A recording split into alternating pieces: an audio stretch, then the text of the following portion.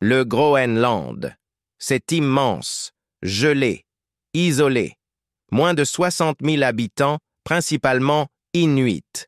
Et pourtant, en 2019, le président des États-Unis a proposé de l'acheter. Le monde entier a ri. Les talk-shows s'en sont moqués. Mais le Pentagone n'a pas ri. La Chine non plus. Et la Russie? Elle s'arme déjà pour une guerre dans l'Arctique. Parce que le Groenland n'est pas juste une île glacée. C'est l'un des territoires les plus stratégiques de la planète. Militairement, économiquement, écologiquement. Et les grandes puissances mondiales le veulent, avant qu'il ne fonde. Voici pourquoi le Groenland pourrait façonner le 21e siècle. Et pourquoi ce qui s'y passe ne restera pas là-bas. Sur une carte, le Groenland semble gigantesque. C'est en partie à cause de la projection de Mercator. Mais il reste énorme. Vraiment énorme. Le Groenland est la plus grande île du monde qui n'est pas un continent. Il fait 4 fois la taille de la Californie et est plus grand que l'Allemagne, la France et l'Espagne réunies. Mais il compte moins d'habitants qu'une ville moyenne. 80% de l'île est recouverte de glace. Il n'existe pas de route reliant les villes. L'intérieur est presque totalement inhabitable. Alors, pourquoi une terre si vide a-t-elle autant d'importance? Parce que le vide est précieux. Il laisse de la place. Pour des bases, des mines, du contrôle. Il donne accès à l'Arctique, à l'Amérique, à l'Europe. Et surtout, il donne une chose, un avertissement précoce sur les changements mondiaux. Reculons un peu.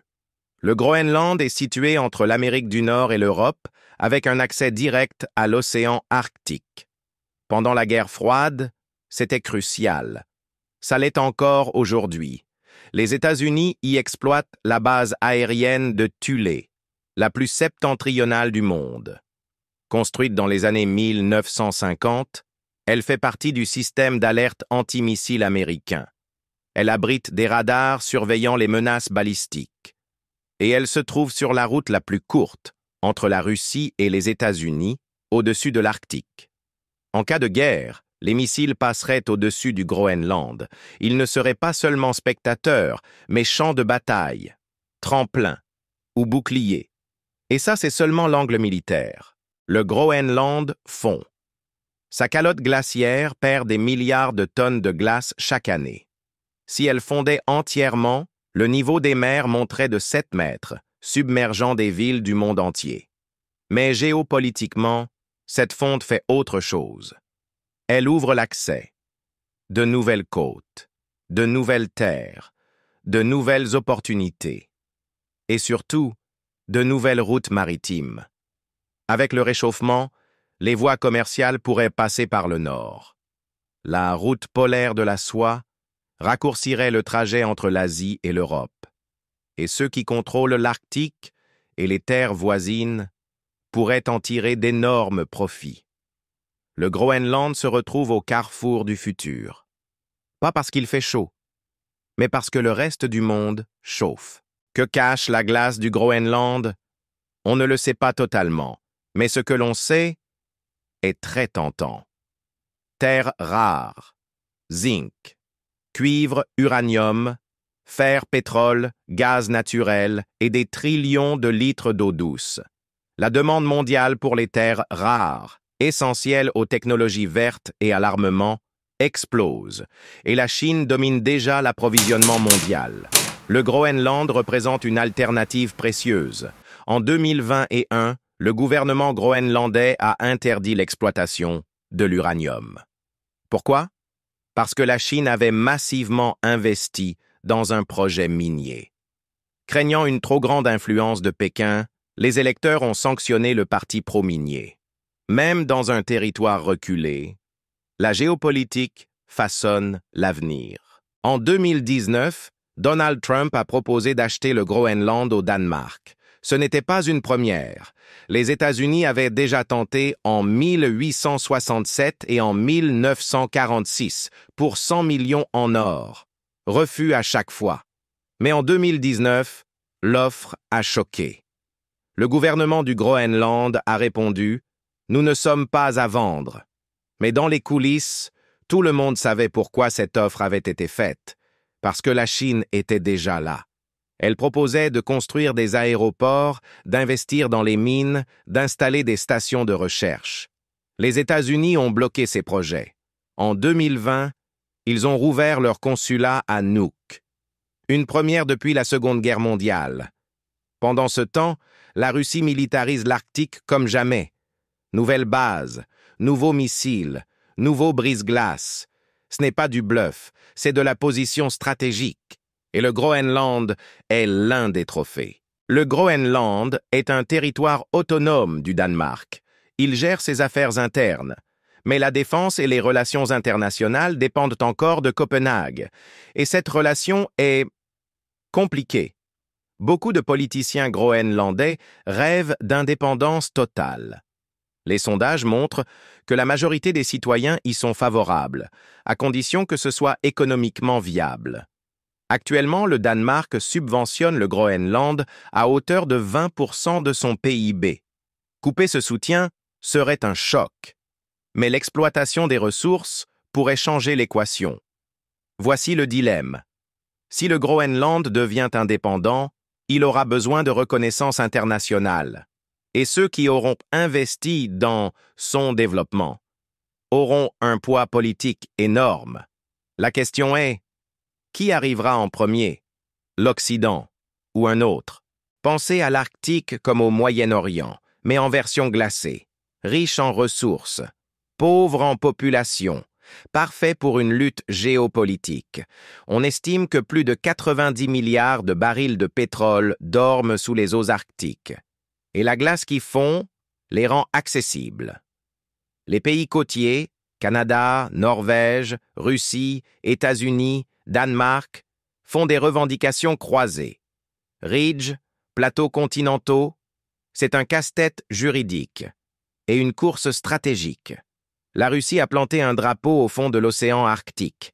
La Chine se dit « État proche de l'Arctique », alors qu'elle n'est pas du tout voisine. Et les États-Unis renforcent leur présence en Alaska et au Groenland. Un nouveau partage du monde a peut-être commencé. Et cette fois, il se joue sur la glace fondante. Pendant que les grandes puissances se battent, les habitants du Groenland doivent faire un choix. Le climat détruit leur mode de vie. Les routes de chasse disparaissent. Les stocks de poissons bougent. Des villages entiers risquent l'abandon. Et dans le même temps, des entreprises étrangères promettent de l'or. Si les locaux acceptent. Accepter les mines. Accepter les forages. Accepter de sacrifier la terre. Les Inuits du Groenland sont pris entre deux mondes. Protéger leurs traditions. Ou survivre dans un monde de plus en plus chaud et avide. Ce n'est pas une simple décision. Parce que la vraie question n'est pas qui aura les ressources, mais qui prendra les décisions. Le Groenland fond. Politiquement, économiquement, littéralement, il se retrouve au centre d'une bataille mondiale. Pas pour ce qu'il est aujourd'hui, mais pour ce qu'il pourrait devenir demain. Un nouveau hub commercial. Un géant des terres rares. Une base militaire avancée. Une nation indépendante. Ou un champ de ruines climatiques, peut-être tout à la fois. Une chose est sûre. Le monde ne pourra pas l'ignorer. Parce que l'avenir du Groenland, c'est aussi notre avenir à tous. On parle souvent de pétrole ou de terres rares, mais le Groenland possède une autre ressource, bien plus essentielle, l'eau douce. Sa calotte glaciaire contient 10% de toute l'eau douce mondiale, plus de 2,8 millions de kilomètres cubes. Et pendant que la planète se réchauffe, cette glace fond, libérant chaque année des quantités colossales d'eau, non utilisées, non captées. Dans le futur, l'eau douce pourrait être plus stratégique que le pétrole. Des projets parlent de remorquer des icebergs, d'usines de dessalement flottantes, de pipelines polaires. Cela semble fou. Mais dans un monde assoiffé, le Groenland pourrait devenir un trésor liquide. Les continents ont leur traité. Mais l'Arctique, c'est encore un Far West juridique. La Convention des Nations Unies sur le droit de la mer s'applique, mais tout le monde la conteste. La Russie revendique des montagnes sous-marines. Le Canada riposte. Le Danemark aussi. La Chine réclame l'accès libre à tous. Et les États-Unis? Ils n'ont même pas ratifié la Convention. Le jour où la glace disparaît, les frontières vont devenir réelles. Et la question sera, qui fera respecter les règles? Qui pourra pêcher? Forêt. Question marque naviguer.